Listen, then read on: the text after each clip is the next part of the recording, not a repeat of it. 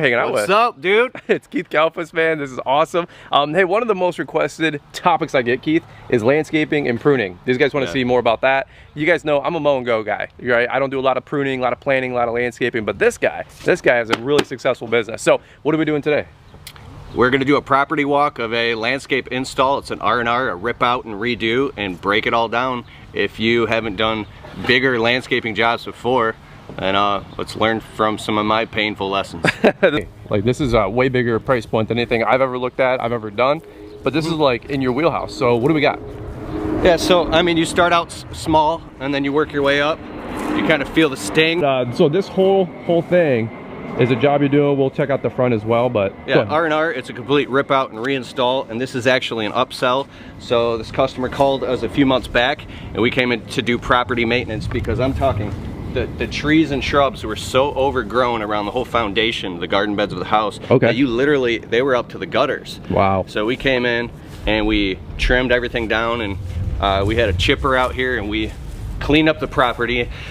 And then, you know, breath of fresh air. And I told the customer, I said, listen, I would recommend ripping out and removing and reinstalling some of this landscaping. And the customer kind of just wanted to do a couple sections, and I said, you know, if you have some overgrown stuff on one side, but you just replace a few things on this side, then you're gonna have this huge juxtaposition and it's not gonna be right. So you did a whole overhaul, basically. Yeah, it's best to do the whole front, or the front and the side, or just the whole thing. Don't just do a little bit here and there. But we're gonna walk around, we're gonna break this down, and I'll show you a way to simplify it.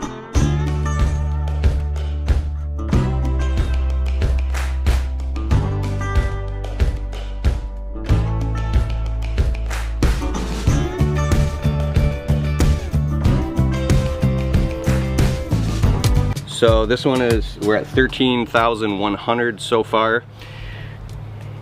And there's upsells in here as well. So you always prepare, if you're doing a landscape job like this, a multi-day job for change orders. Once the customer gets going and they start seeing the progress and they're happy, they're always usually going to want to add on. Okay. So you anticipate that, and then you send them the change order and you keep adjusting it as you go. So like I said here, the trees were completely overgrown, the shrubs are overgrown. We came, we removed all this out, and that's where we're gonna talk about phases. Okay. Now, you don't need a fancy landscape design program unless you're really getting into hardscape and, you know, I'd say 20,000 plus, but you can, but you don't have to. You can literally do it all on a piece of paper. You can draw it out, you can take pictures, you can just make checklists. You can point to the neighbor's landscaping if you look around. Yep. When you're walking with your client, say, how about that? Do you like that? What about that? Yep. You know, beautiful you subdivision can send the customer pictures of your previous work. You can go on Google. But if you start out smaller, 4, 5, 6 grand, then work your way up. I'm still working my way up. But you learn very quickly. There was this point where I said, oh, this big job, it's not even that big of a job, but it's really just a bunch of small jobs grouped together into one big job. So let's put that into quadrants. If you put it on a framework, days, so, or phases. So, but even before that is when you do the initial consultation with the client, find out what they want, and the more clear of an understanding you can get of what they want, and they feel understood, then that allows you to just have creative authority to make it happen. Cool. So, and you didn't get started with $13,000 job. You were saying earlier, you started with $1,500 job, then $4 grand job, then a $9 grand job.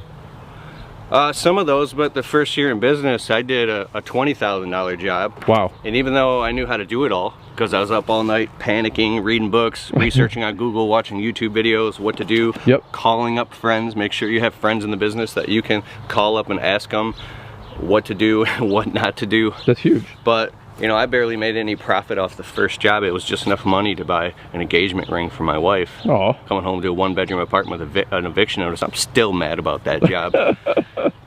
So, this right here was all ripped out. It was grown up to the gutters. Sure. We're reinstalling burning bush and pampas grass and ivory halo dogwood shrubs, and I'm trying to give you as much as I can to compress here, so stick with me. But when you do landscaping, less is more. Proper plant spacing is right. explain that to the customer. Whatever you plant is going to fill in. If the customer has irrigation, that's very important with what you install, to make sure that you give them watering instructions. If they don't have irrigation, you still give them watering instructions, but make sure you plant stuff that doesn't require a lot of water. Here, we get 33 inches of water annually, right? It rains quite a bit in this area. But what about like digging, like missed dig? I know you're talking about that. Before we hit record, like you guys, water lines, gas lines, sprinkler lines. Depending on how deep you're digging. I mean, you could just be digging out an edge for a garden bed, metal edging, and you can hit an internet line. It happens, but you should always call before you dig. We call missed dig, and they stake out the property to make sure that you're not gonna hit any gas lines or anything like that. That would be a huge problem.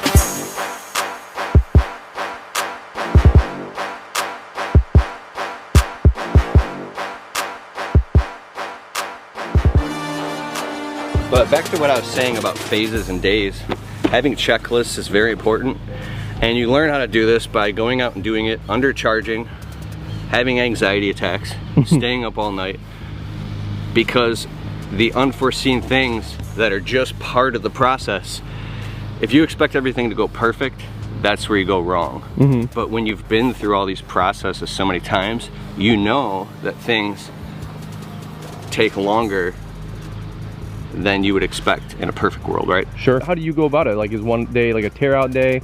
One day is like a, I don't know, like a planting day. One day is like a mulch day. How do you tackle your jobs?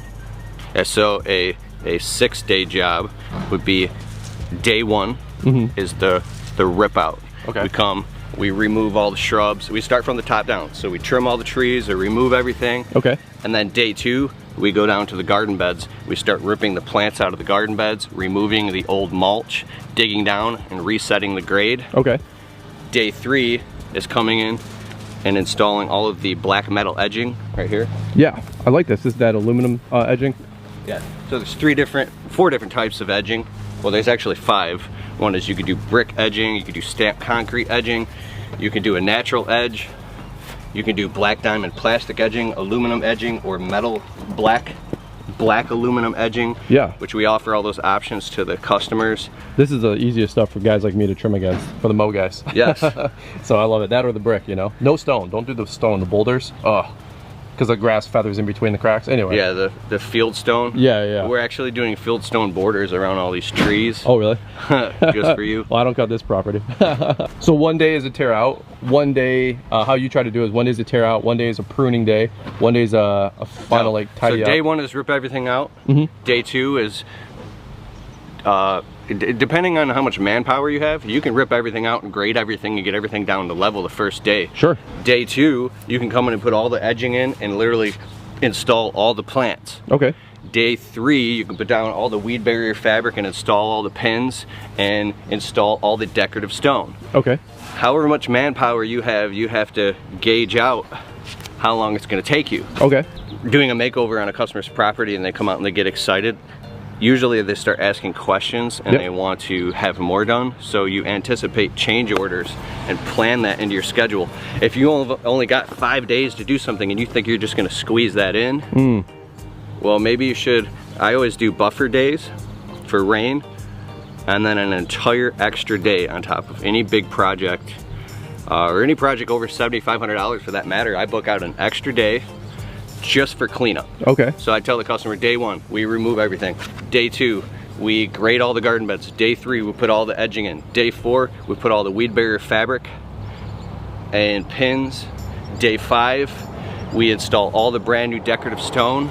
Day six is final touch-ups and cleanup. So in this 13 grand job, you can do what, in 6, 7, 8 working days? Business days? We could do it all in a week. 5 days. Now, if you have a job over 10 grand, I suggest this is the most important tip. Book one whole day just for getting all the materials on the job site. Because you might not think about, when you're quoting a job, how long it takes and charging. You might not think about how long it takes and charging for the time to go out and source and retrieve all of these materials from different landscape suppliers, from different nurseries. I've heard you say that on Instagram, like, you know, just driving around to all these different places can take 4 or 5 hours. Just going to the dump sometimes takes, literally, I've spent 2.5 hours just driving to the dump, waiting in line, dumping, and then coming back. So these are all like hidden costs of a landscape job. They appear to be hidden in the beginning, but once you get going, they just become Well, that's why I don't want to see guys like losing their butt when they're going to the nursery or the dump or the landscape supply place to go get mulch. Like, oh, you know, 3, 4, 5 hours of drive time, 3, 4 hours of this, that adds up, and you got to factor that pricing into the job. What you're trying to say. Another important thing is the 50% gross profit margin, or you can't do the job rule. So that's what I like doing, checklists. So I'll tell the customer, okay, we have a, like, this is a $1,500 plant materials budget. Okay. Right.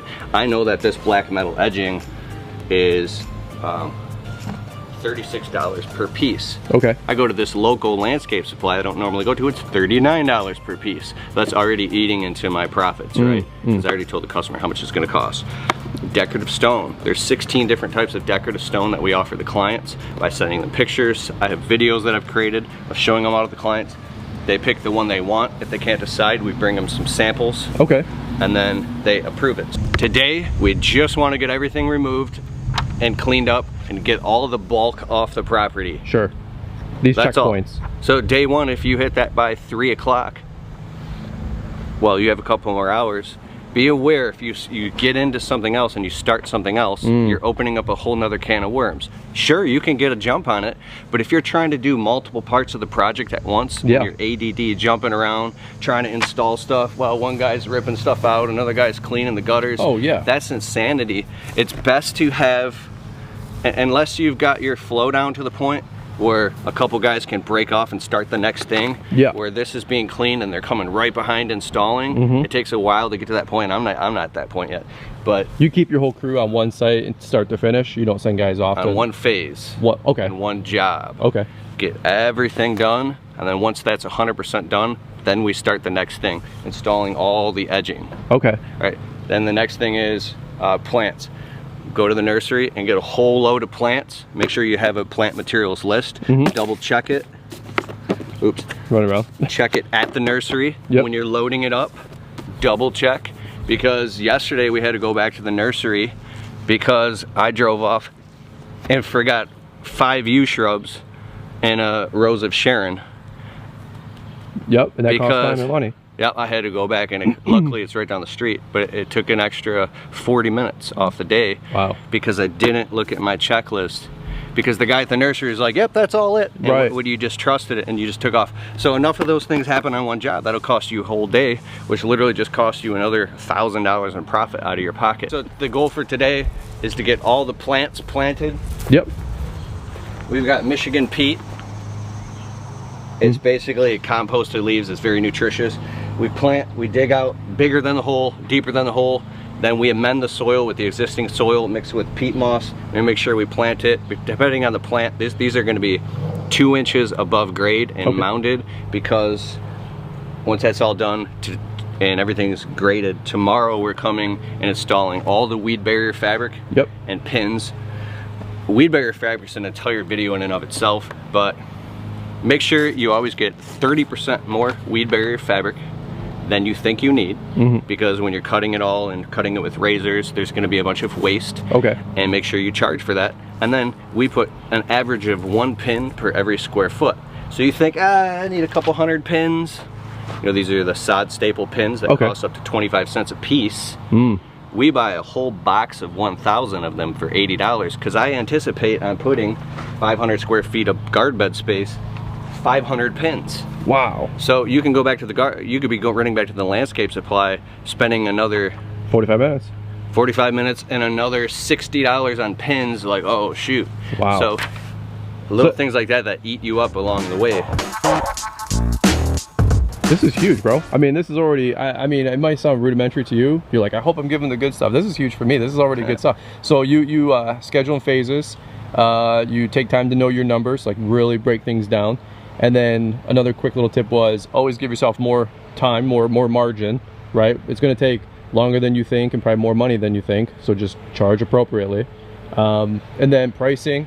What's your rule of thumb? Like 2.5 or what? Yeah, that was it. It's the 50% gross profit margin rule. Okay. So after you have everything and you've sourced all the materials and pricings, like you can call around the landscape, but you're gonna have to sit down for a couple hours and crunch the math base, and you want to get the quote over as soon as possible. 12 hours. If it's a job that's 10, 20 grand, it might take you a week to get the quote over, depending on what you're doing. Sure. But you do all the math of what's going to cost you, your time, materials.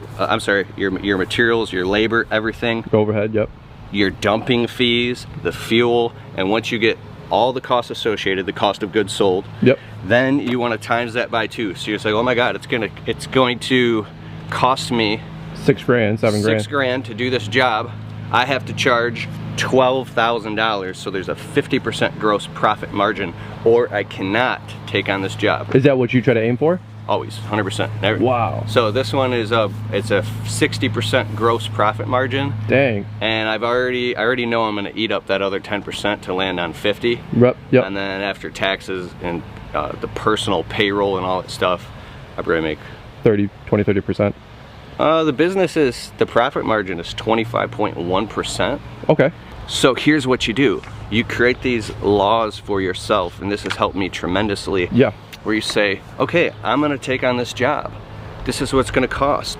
This is what you put yourself in front of all this stuff, and you put yourself in front. It's like kind of like the profit first method almost. Yep. For landscapers, and say, this is what I wanna make off this job, so I'm happy and I'm not rushed around in anxiety, and I can actually take the time to do a good job, bro. Yeah, to do a good job, to make sure every T is crossed and every I is dotted. Every I is dotted and every T is crossed. Tell the customer that too, but here's another phrase. I've done this 1,000 times. Yep. I'm the guy for the job. I'm very passionate. We deliver. Yeah. You do immaculate work, bro. Like, it's funny. This ain't even done, but yeah. Well, here, one thing I wanted to, this is something I thought that I was thinking when we were recording back up front, was you're like, dude, it's 13,000 or what? This is 13,000. I'm trying, yeah. 13,000 bucks. Well, okay, so one thing that I know I struggled with a lot was knowing my worth, knowing my value.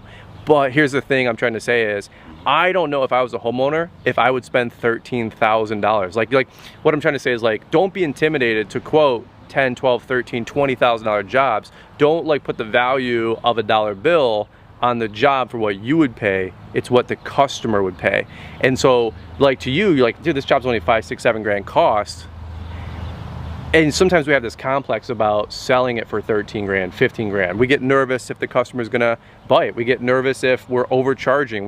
We think 13 grand, like, we grew up pretty economically on the bottom of that totem pole, right? But somebody that lives in a nicer subdivision or has a beautiful house, 15, 18, 20 grand might be like, oh, okay, yeah, go ahead. Like how do you guys do this? Deposits, thirds, you know, or always 50, get the deposit. You can call it a good faith materials deposit. Yeah. It depending on what your materials and pricing is. Here's the way I do it. Very important. Say 30% down, or 33% down, or even 50% down. Okay. I tell the customer, we require any jobs over $1,000 require a 30% deposit on the morning of the job site. Okay. So once we show up on time, we start working, and depending how you word it with the customer, say you see us working, you get that warm fuzzy feeling like, wow, these guys are legit. Yep. You feel good. Then come out and write us a check. I'll get a signature from you. I'll add it to your invoice and I'll send it over to your email. Okay. And then I deposit that immediately. So you do a third to hold the spot, a third the day of, and then a third when you're finished? No. Okay. So if we're really busy and booked out, like we're booked out 9 weeks, it's $100 deposit. Oh, okay. Just to book a spot on the calendar to make sure the customer's serious, because they'll try to use you so they can go find someone else, and I don't play that. Yep. But that's honest, yeah. So I know, like, Caleb Ballman, he does like fourths, like draws, like when you book, when the materials are delivered, a certain checkpoint, and then a finish. One thing that so that would make sense if you're doing big jobs, $50,000 jobs. Yeah, 40, 50 grand. Yeah. Beautiful. So to wrap all this up, if you tell yourself, this is easy, man, I got this, then you got it, right? And all a bigger job is really just several smaller jobs grouped together into one bigger job. I like That's that. all it really is, and you can do it. It's simple. Okay, cool But there's deal. a lot more to talk about. We'll do that in another video. Honestly, bro, I feel like this is the most honest landscape walk around I've ever seen, because like sometimes you win, sometimes you lose, sometimes you learn, we always say. But again, I always admire the landscaping work, and we need to do more videos like this. I'm down. Help you guys out. So if you want to see some more, leave us some comments down below. So we'll leave a card here or over here, I don't even know how that works, with that other job that you did 2 years ago, that walk around. Yep. That was pricing, how to plant, how to install. Really helpful content. So you good? Yep, and hit me up on Keith Kalfas on YouTube. I got a ton of videos about landscaping and all the head trash that you go through, because I go through it myself. This guy's a gem. And also on Instagram. Oh yeah, Instagram. At Keith Kalfas.